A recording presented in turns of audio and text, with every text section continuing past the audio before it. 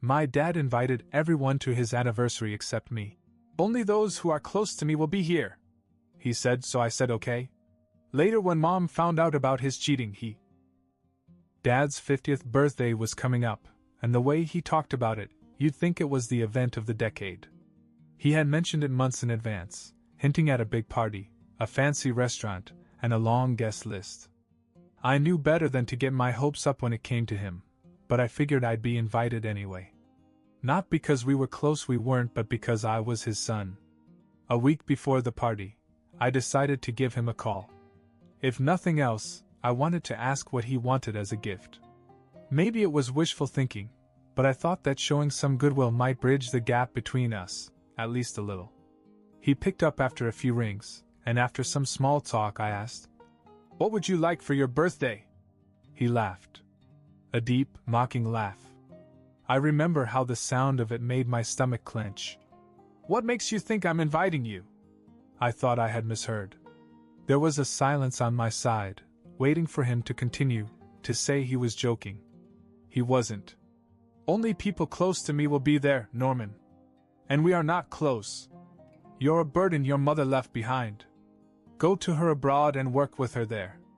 I don't even know what shocked me more, the words themselves or the way he said them, so casually, so amused, as if he were dismissing an annoying stranger rather than his own son. I clenched my phone in my hand, trying to process. I could have said something. I could have argued, asked him why, demanded an explanation. But what would have been the point? I swallowed my pride, took a slow breath, and said, "Fine." Then I hung up. I don't know if I expected him to call me back or text me, but he didn't. I sat with the silence for a long time before deciding I wasn't going to let it get to me. If that was his choice, fine. I had bigger things to focus on. But the next day, my uncle, my mother's brother, called me. He had been at the party. And what he told me made things worse. That's when things started to unravel. The morning after the party, my phone rang. It was my uncle, my mother's brother. He wasn't the kind of guy to call just to chat, and when I picked up, there wasn't even a hello, just his voice, deep and serious. "Norman, you won't believe what I saw last night." I rubbed my face, already knowing this wasn't going to be good. "Go on," he sighed. "Your dad. That party was something else. And not in a good way." My uncle had been invited, probably because my dad didn't expect him to care too much. He was family, but he wasn't the type to cause drama. So my dad must have thought he was safe. Big mistake. The party was at a ridiculously expensive restaurant, one of those places where the bill for a small dinner can make your bank account cry. My dad had spared no expense. Private dining room, live music, open bar. The guests were all laughing, drinking, toasting what a great man he was. But my uncle noticed something strange almost immediately. My father wasn't just surrounded by old friends and family. Right next to him, practically glued to his side, were two women who clearly didn't belong there. One was his secretary, Melanie, a woman in her late 20s who had always been a little too comfortable around him. The other? A woman from his office, mid-30s, overdressed, the kind of person you could just tell thrived on attention. It wasn't just casual conversation. My dad had his hands on them all night, resting on their hips, whispering in their ears, running his fingers down their arms. He grinned like he had won the lottery, completely unconcerned that half the people in the room knew he was still married. At first, my uncle tried to tell himself that maybe it wasn't what it looked like. Maybe it was just flirting, just an old man trying to impress younger women, embarrassing but not exactly damning. But then he overheard something that made his stomach turn. One of my dad's friends, a guy he had known for years, leaned over with a grin. "So which one is your favorite?" And my dad, without missing a beat, laughed. "Why choose?" That was when my uncle knew. This wasn't just harmless fun. This was something worse. He sat through the rest of the night, watching my dad get drunker and bolder, touching her more openly, ignoring everyone else. As the party began to wind down, it was obvious what was going to happen next. When most of the guests left, my father didn't go home alone. He left with the two women. and my uncle, already angry, decided to follow him. He stayed behind, making sure my dad didn't notice him, and watched as he drove to a small house, not our family home, but a one-story place in a quieter part of town. My uncle parked down the street and waited. 20 minutes passed. Curiosity got the better of him, and he got out of the car and walked closer. The lights were on inside, but the curtains weren't completely closed. My uncle only had to take a few steps before he saw exactly what was going on. And what he saw made his blood boil. My uncle wasn't the kind of man to get involved in drama. He had always been the quiet observer, the one who stood on the sidelines and let people dig their own graves. But that night, as he stood outside that little house, watching my father through a crack in the curtains, something inside him snapped. He hadn't intended to spy. At first, he had just wanted to see where my father was going. Maybe he'd convinced himself he needed proof, or maybe he just couldn't look away. But as he got closer, as he saw the scene unfolding inside, it was no longer curiosity. It was about disgust. Inside, my father sat on the couch with a drink in one hand and his secretary, Melanie, draped over him like a prize he had won. The other woman, the one from his office, was sitting next to them, laughing at something he had said. The three of them looked comfortable. Too comfortable. It was clear that this wasn't the first time they'd done this. At first, my uncle thought maybe they were just drinking, just being inappropriate, but then my dad pulled Melanie onto his lap, his hands on her waist, and whispered something in her ear. She giggled, tilting her head back as the other woman leaned closer, running a hand down his arm. My uncle's stomach turned. This was where my mother's money went.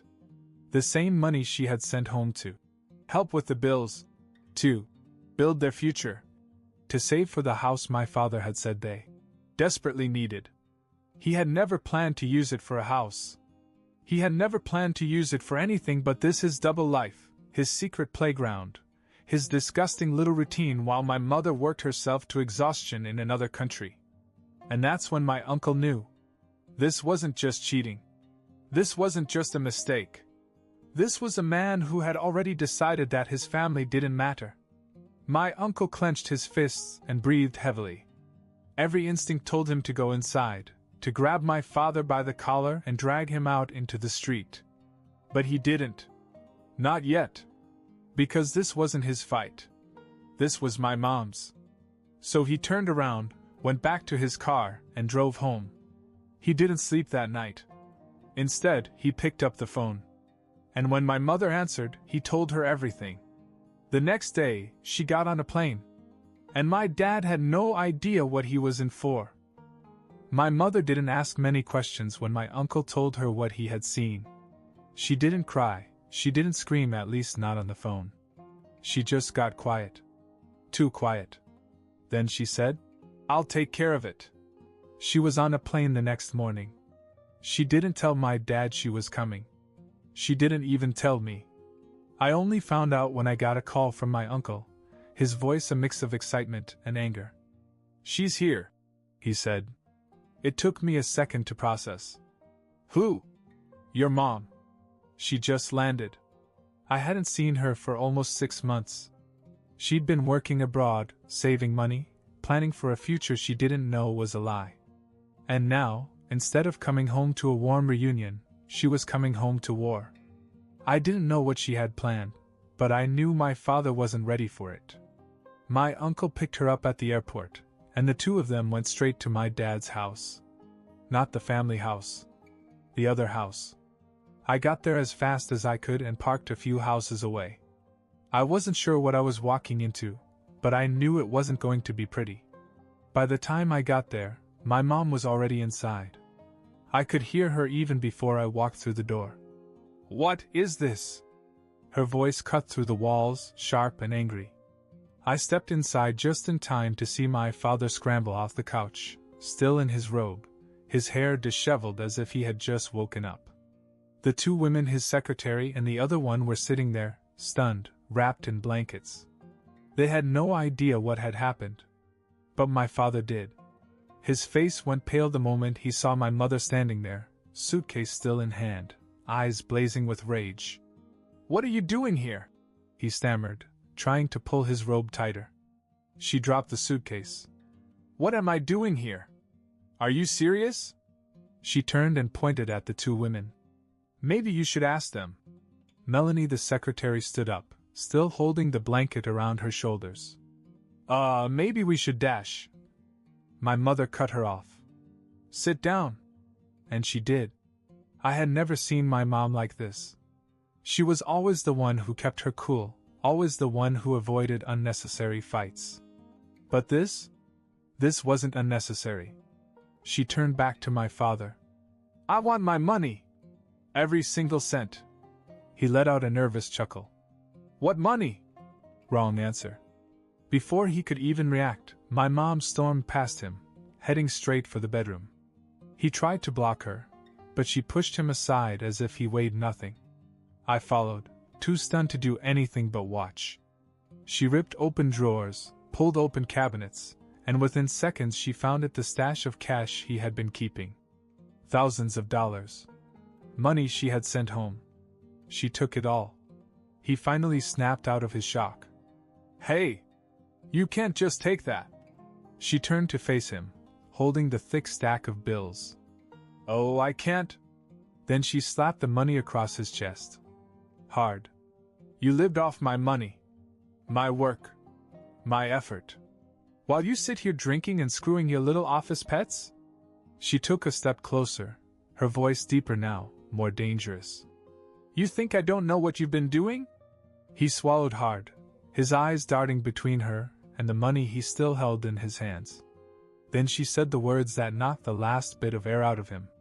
You're done, Michael. I'm divorcing you. And you? You're out of this house. His mouth opened and closed as if he wanted to argue, as if he wanted to defend himself. But there was nothing to say. Because she wasn't bluffing. She turned, grabbed her suitcase, and walked out. And just like that, my dad's world, his perfect little secret life, came crashing down. But he wasn't going down without a fight. And that's when things got really ugly. My dad stood there, clutching the pile of money like it could somehow save him. The two women on the couch were still wrapped in blankets, staring as if they had just realized they were in the middle of a disaster they wanted no part of. Then, as if waking from a trance, my father snapped. He lunged at my mother and grabbed her wrist. You can't just take my money and kick me out of my own house. My uncle jumped in before I had a chance. He pushed my dad back so hard he almost tripped over the coffee table. Your house? My uncle's voice was deadly calm. This house was bought with her money. It's in their name. You're the one leaving. Dad's face twisted. You don't get to tell me that, you dash. Mom cut him off. Go. Out. Dad looked between the three of us, his son, his brother-in-law, and the woman he had betrayed. His confidence cracked. You're overreacting. He tried, his tone now desperate. It's not what it looks like, okay? They're just friends. We had a drink. That's all. Melanie, the secretary, actually scoffed. The other woman just sank deeper into the couch as if to disappear. My mother let out a laugh, but it wasn't amused. Right. Just drinking. Is that why my brother saw you bringing them here at 2 in the morning? Dad stammered. He followed me? Of course I did. My uncle snapped. You think I was just going to sit there while you humiliated my sister? My father's eyes darted back to me. I hadn't said a word. Maybe he thought I'd take his side. Maybe he thought I'd defend him. I didn't. Instead, I finally spoke. Why didn't you just tell me you didn't want a family? Silence. He opened his mouth, but nothing came out. Because we all knew the answer. He had a family. He just didn't care enough to keep them. My mother didn't wait for another excuse. She turned on her heel and walked out. Uncle followed. I lingered for a second, watching my father stand there, helpless, pathetic, completely caught up in the mess he had made. Then I walked out too. We thought that was the end of it. We thought he'd accept it and move on. We were wrong.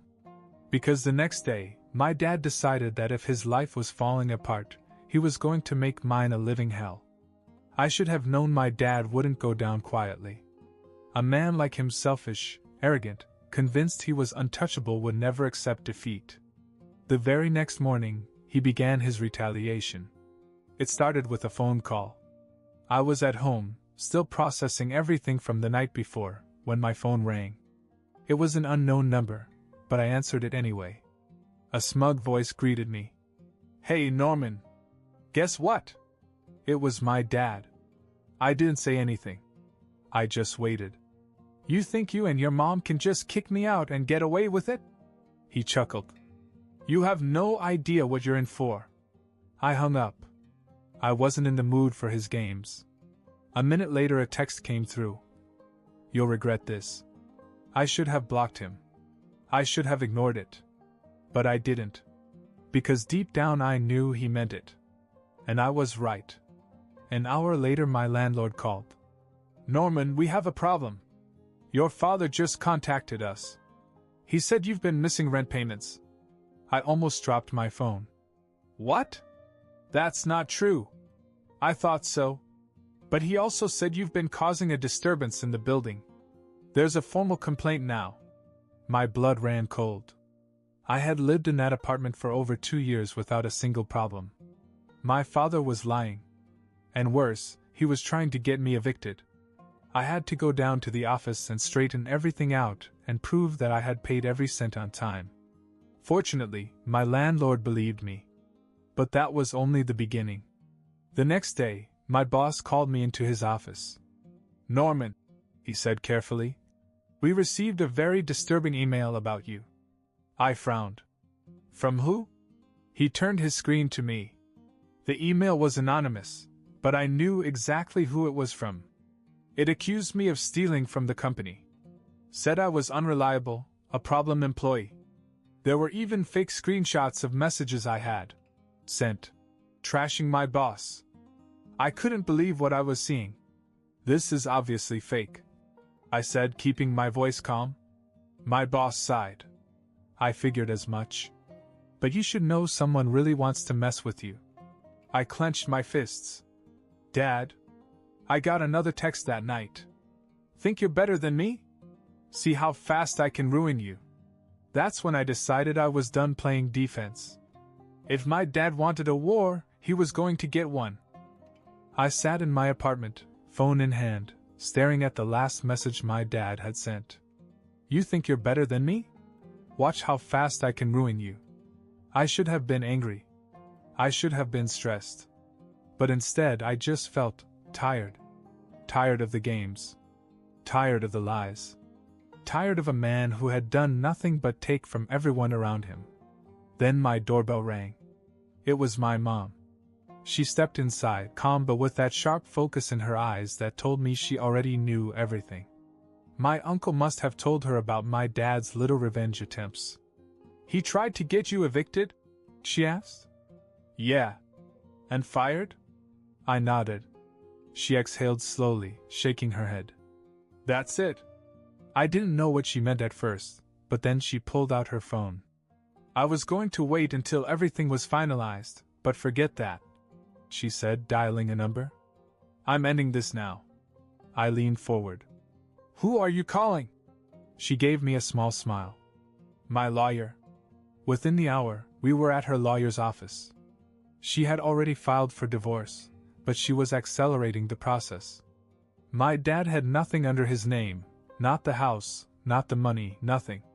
It had all been my mom's, and she had finally decided to take back full control. She signed the last document, looked at the lawyer, and said, "I want him out of my life for good." And just like that, it was done. The real show happened later that night. We went back to the house, her house, and found my dad still there, sulking, probably thinking he could talk his way out of this. But when my mom walked in, she didn't say a word. She just tossed a stack of papers onto the table. He picked them up, confused. Then his face went pale. "You..." His voice cracked. "You finalized it?" She crossed her arms. "I told you I would." He flipped through the pages, hands shaking. Then he looked up at her, desperation creeping into his eyes. "You can't do this." She tilted her head. I already did. He turned to me. Norman, you can't seriously be okay with this. I met his gaze and said the words he had once said to me. What makes you think I care? His mouth opened, but nothing came out. For the first time in his life, my dad had nothing. No money, no home, no one left to manipulate. And I think that's when he realized it was over. He didn't fight. He didn't scream. He just packed a bag, walked out the door, and left. We never saw him again. No calls. No texts. No rumors of where he had gone. It was like he had disappeared off the face of the earth. And honestly, that was fine by me. My mom moved on. She kept the house, focused on her work, and never looked back. As for me, I finally stopped trying to be the son of a man who never deserved me in the first place. And for the first time in a long time, life felt peaceful.